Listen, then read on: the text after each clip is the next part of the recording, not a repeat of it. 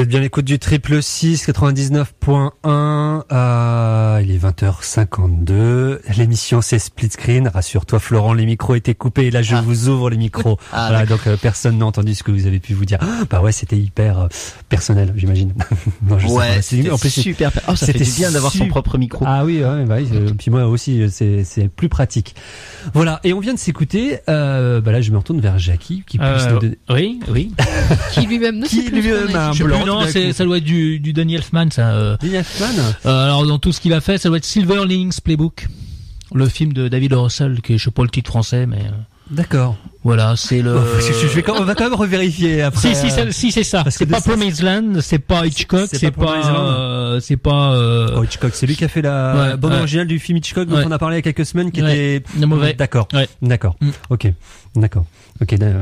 Elfman, franchement. Bon, il a bien fait La Planète des Singes, le remake, hein. Ouais, mais c'était une collaboration avec Tim Burton en même temps. Ça remonte il y a très longtemps. Enfin, bon, tu vas me dire, ça fait en même temps très longtemps que Daniel Elfman. Bon, bref, allez, on va quand même vérifier le titre en français parce que ça m'intrigue. Hein. Oui, ça m'intrigue. Ah, mais c'est pas ça le titre français, hein. C'est, il y a thérapie dedans. Regarde, ça. Happiness Therapy. C'est ça, voilà. De l'Oscarisé Jennifer Lawrence. Oui, c'est ça. D'accord. Qui va bientôt être une actu aussi sortie française ou c'est déjà? Non, c'est déjà sorti. Ah oui, d'accord. Ok. Donc tout ça pour dire que sans transition, on va passer au film Moebius. Et là, je me retourne vers les deux camarades qui ont vu le film pour savoir qui va s'atteler au pitch de celui-ci. Allez, je sens que tu as déjà commencé. Voilà, ça tient sur une ligne. Hein. Alors Jean Dujardin incarne un officier des services secrets soviétiques. Et il a pour mission en fait de surveiller les agissements en fait d'un homme d'affaires interprété par Tim Roth, qu'on voit très rarement au cinéma. C'est dommage parce que moi j'aime bien. Moins. Bah, il est pris par Lie to Me, là, une série. Bon, peu importe. Et donc, son équipe va être amenée à devoir recruter à Cécile de France, qui est une spécialiste informatique. Enfin, elle travaille aussi dans le domaine des affaires, c'est ça, c'est financière, voilà, pour donc mener à bien la mission. Mais bon, comme dans tout film d'espionnage, tout ne se passe pas comme prévu, et il va s'avérer que notre cher Dujardin National va s'éprendre de Cécile de France, voilà. Qui n'est pas nationale, elle. Non. Et que je trouve méconnaissable d'ailleurs. Elle a fait un énorme travail sur son, peu importe. Donc voilà. Et donc les choses vont se compliquer et par leur liaison, ils vont se mettre tous les deux en danger. Alors, danger s'il y a, parce que moi j'ai pas tremblé un seul instant. Je suis resté à l'extérieur du film à tout moment. Je trouve que Rochant nous a habitués à beaucoup mieux, je dirais, dans la gestion. Je pense à un film comme Les Patriotes où on n'est pas du tout dans le même. Mais ceci dit, quand on est dans le domaine de l'espionnage, je dirais que on est quand même dans le. Il nous a aussi habitués à pire. Enfin, je sais pas si c'est pire ou pas bien, mais le film avec Harry Elmaleh sur le métier de prof.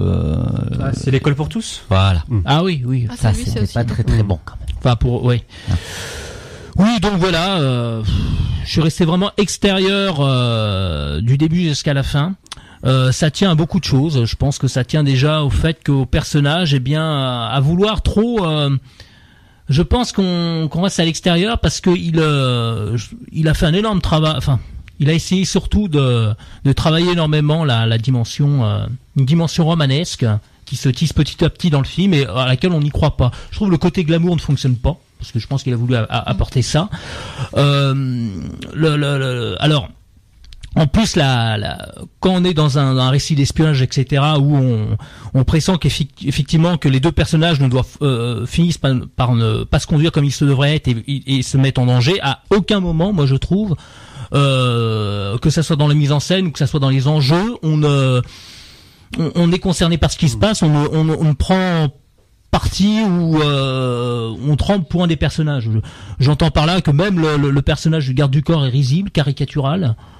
Et puis on est vraiment, je trouve, dans les passages obligés, mais c'est un travail de surface, quoi. On a un bel emballage, mais voilà, il y a pas d'âme dans le film, ça génère aucune tension. Enfin, je sais pas ce que t'en penses, ma chère Chloé, mais j'ai trouvé ça soporifique. Je suis assez d'accord, mais parce que il essaye d'emblée effectivement d'installer une atmosphère.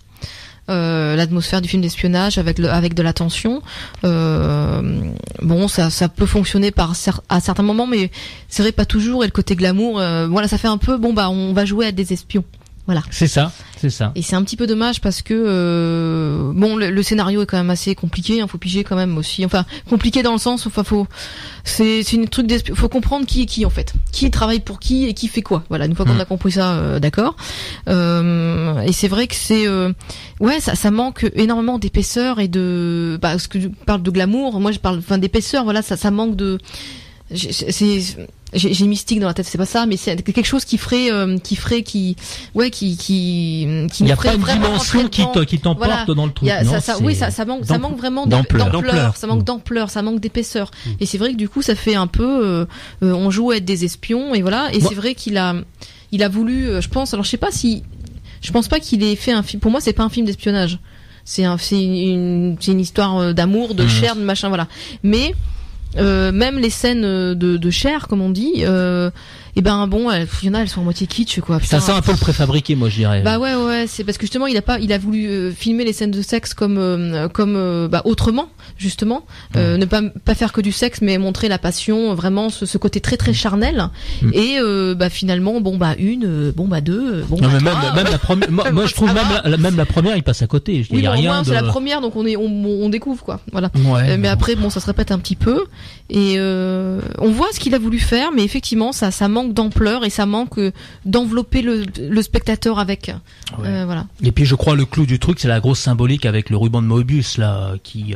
C'est bête qu'il l'ait rajouté, oui. Oui, qui fait pièce rapportée et qu'on avait compris. Et puis voilà. Et puis je dirais qui est propre même au schéma même du film d'espionnage. Il y a rien de nouveau, c'est même une constante dans le genre, c'est-à-dire que le fait que le personnage qui est censé doubler se fait doubler ou qui se fait manipuler par son camp. Enfin, c'est moi c'est pas que j'attendais quelque chose, mais il y a pas de sous-texte, hein.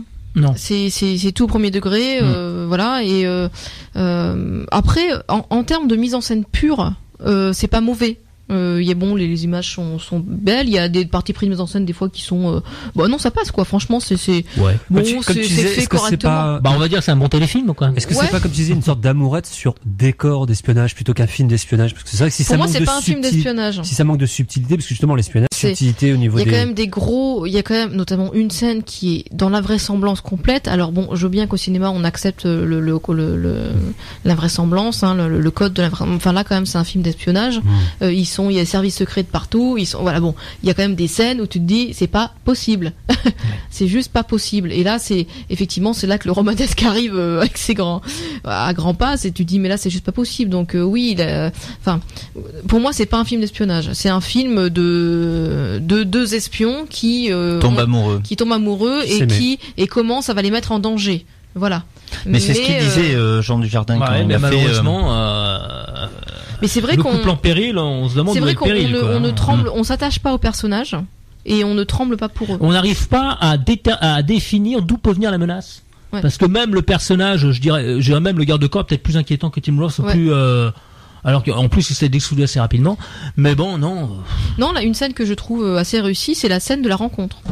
Enfin, aussi de la rencontre. Dans la boîte de nuit. Oui. Je la trouve assez réussie. Qui fait écho après à la fin où ils se retrouvent. Voilà. Hein. Et je trouve que c'est assez, elle est pas mal cette scène-là, mais c'est vrai que c'est la seule scène qui m'a paru un peu, mais après, bizarrement, moi j'ai pas détesté.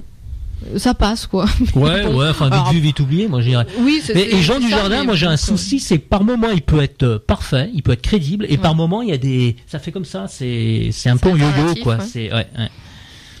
Bon, ça m'a pas gêné. Après, bon, c'est Cécile de France aussi. Bon, est très bien. C'est vrai qu'elle est dans un registre où nous on la connaît moins. En plus, c'est vrai qu'elle est pas coiffée comme d'habitude. Elle est plus sur le côté fatale, tout ça.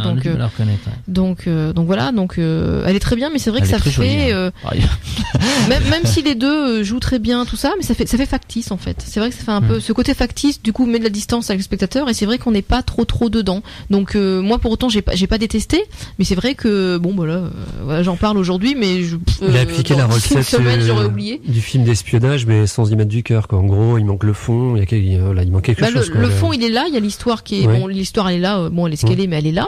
Il y a les sentiments, on voit ce qu'il a voulu faire, mais je pense que oui, c'est vraiment une question d'ampleur. d'ampleur, même si la mise en scène. Ça te fait pas vibrer, quoi. Non, voilà, la mise en scène est pas mauvaise, elle est bien, elle est là, mais voilà, elle manque de quelque chose pour un film comme ça, mettre en scène ce qu'il veut mettre en scène, c'est-à-dire cette histoire de chair entre vraiment, c'est vraiment de la chair parce que ça se retrouve à la scène finale aussi, hein, quand elle le reconnaît, bon, il lui arrive un truc, elle le reconnaît au toucher, machin, tout ça. Donc on est vraiment là-dedans, mais ça tombe à plat puisque même la fin qui aurait pu être intense et vachement forte, elle est. Bah voilà, elle aurait dû être intense. Mais ce qu'on peut pas lui reprocher, c'est qu'il y a pas de maniérisme dans son film. Je trouve qu'il y a il y a une volonté de bien faire, mais malheureusement, je crois qu'il a pas atteint son objectif. Enfin. Il y a peut-être une histoire de photos aussi dans le film. Peut-être que la photo est trop basique, classique, je sais pas. Voilà, terme. La lumière n'est peut-être pas assez enveloppante, ou peut-être pas assez glacée, je sais pas. Il y a quelque chose dans la photo qui fait que peut-être ça n'a pas été traité à ce niveau-là. Par contre, au départ, j'ai du mal avec le personnage d'Emily Dequesne, qui je trouve est totalement à côté de son truc, de son rôle. Ouais. Mais même tous, hein, enfin l'équipe de Jean Dujardin, bon bah ils sont là, mais enfin bon. Ouais, c'est les bras cassés. Ouais, mais même il y a. En même temps, les services secrets français. Même les tentatives de justement c'est les seconds couteaux et donc c'est un peu il y a un peu le rigolo, il y a la petite nana, même ça tombe un peu à plat quoi. Ils vont dans ces clichés là. C'est vraiment les faire valoir. Il a pas le temps de s'y engouffrer parce que il y a pas de scène vraiment avec eux. Il y a des toutes petites scènes avec eux, donc il a pas le temps de s'engouffrer là. Déjà, il a pas le temps d'approfondir les personnages principaux, il peut pas s'attarder. Non, il peut pas, il a pas le temps et donc ça il fait pas. Mais il y a des mini passages où on est là-dedans. Alors on se dit le cliché tout ça, donc c'est juste que c'est pas traité à fond, c'est vraiment superficiel. Ouais, c'est un peu ce côté-là, c'est vraiment le côté superficiel qui reste superficiel dans le sens pas assez creusé quoi. D'accord. Bon alors votre conseil au final, tous les deux. Jackie. Est-ce que faut quand même aller le voir ou faut plutôt... Ça joue jusqu'au 26 mars en tout cas. Faites votre. Mais ceux qui parce qu'en fait il y en a beaucoup qui allaient voir ce film-là aussi parce que c'était au Café des Images. Comment ? Non, c'est au Café des Images. Oui, Café des Images jusqu'au 26 mars. Beaucoup qui sont allés voir ce film-là justement parce que c'était Dujardin. Alors il y avait eu Les Infidèles en même temps que la sortie, que l'Oscar de The Artist, mais c'est le premier qu'il a tourné après l'Oscar quoi. Donc ouais, parce qu'un Oscar ça peut changer le jeu. Mais non, mais voilà, c'était le. C'est d'accord. Oui, c'est qu'en fait les médiatisation. Il a eu l'Oscar pour The Artist, plutôt truc à tendance comédie, voilà. Donc là, même si on l'a déjà vu ailleurs, dans Le Bruit des glaçons, dans il y avait Contre-enquête aussi, des choses comme ça. On l'a déjà vu dans des rôles dramatiques, mais là c'était le premier post-Oscar. Donc Contre-enquête qui est maintenant un peu devenu le film référence ou quand on veut parler du genre de Jardin grave, en contre-emploi, dramatique. Oui, qui est pas un mauvais film et dont le jeu est plutôt t'es dans le mais Le Bruit des glaçons c'était très bien aussi. On en oublie un de contre-emploi, c'est effectivement Le Convoyeur, le très bon film de Olivia Boukrief avec Dupontel. Oui, mais il est là, je sais plus comment ça s'appelle. En second couteau là. Oui, mais second rôle qui est très présent et qui a une importance dans qui est très présent et qui est dramatique et c'est vrai qu'on l'oublie plus. Mais je pense que c'est pour ça qu'on fait aussi un gros truc de ce film-là, c'est parce que c'est aussi le retour de Dujardin, le retour entre guillemets de Dujardin après l'Oscar quoi. Alors que il y aurait pas eu 6 heures d'Oscar et il serait peut-être passé un peu plus. D'accord, inaperçu. Ouais. Donc jusqu'au 26 mars au Café des Images, si j'ai bien compris.